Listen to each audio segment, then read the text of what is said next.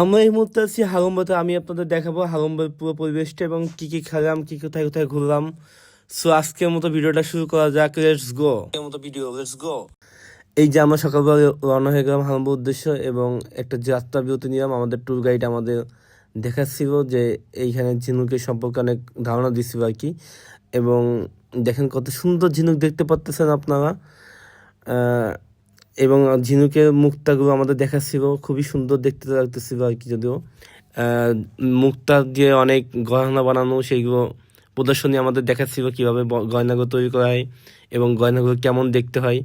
এই আপুটি আমাদের মুক্তা সম্পর্কে অনেক ধারণা দিচ্ছিল, তাদের মান নিয়ে আর কি। তো আমরা এখন আবার রওনা হয়ে যাব এবং এটা আমাদের বাংলাদেশের কুমিল্লার মতো।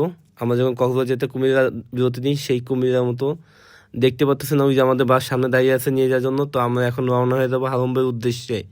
এই যে আমরা যাচ্ছি হারম্বতে এখন। তো যেতে যেতে প্রায় হারম্বর কাছাকাছি আমরা পৌঁছে যাই এবং কিছুক্ষণের মধ্যে আমরা বাস থেকে নেমে যাব। এবং এই মুহূর্তে বাস থেকে নেমে গেলাম আমরা। এই যে সব যাত্রী একসাথে নামতেছি আমরা এবং আমরা এখন টার্মিনাল দিকে রওনা দিলাম। এই যে টার্মিনালে পৌঁছে গেলাম। অনেক সুন্দর একটা টার্মিনাল এটা যদিও।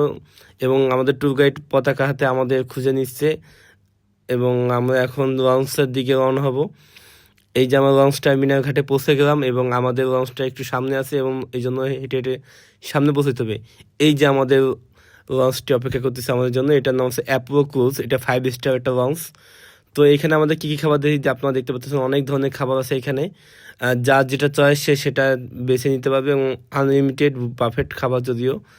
দেখতে পাচ্ছেন কত রকমের খাবার এখানে রয়েছে।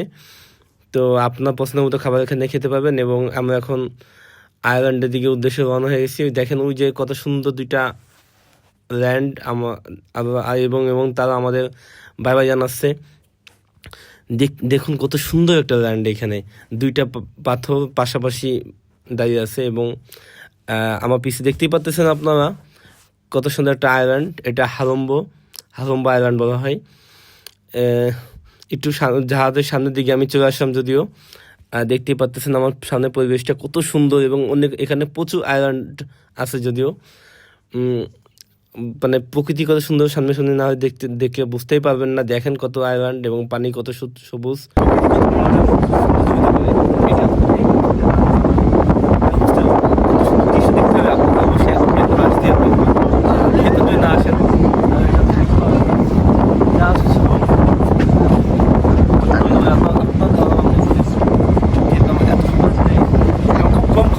যেটা আমরা বাংলাদেশের সেন্ট মার্টিন বা কক্সবাজারে খরচ করি, সেই সবগুলো টাকা দিয়ে আমরা খেতাম করতে পারি।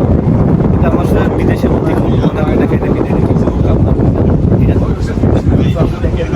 তো আজ এই পর্যন্তই এবং আমি পরবর্তী ব্লগে দেখাবো এখানে সুন্দর সুন্দর কত জায়গা আছে এবং আমরা কোথায় কোথায় ঘুরতে গিয়েছিলাম, এখানে এসে এসে কী কী অ্যাক্টিভিটি আমি পালন করছি, এইগুলো সম্পূর্ণটাই আমি আপনাদের দেখাবো। তো আজকের মধ্যে এখানে বাই বাই, টাটা।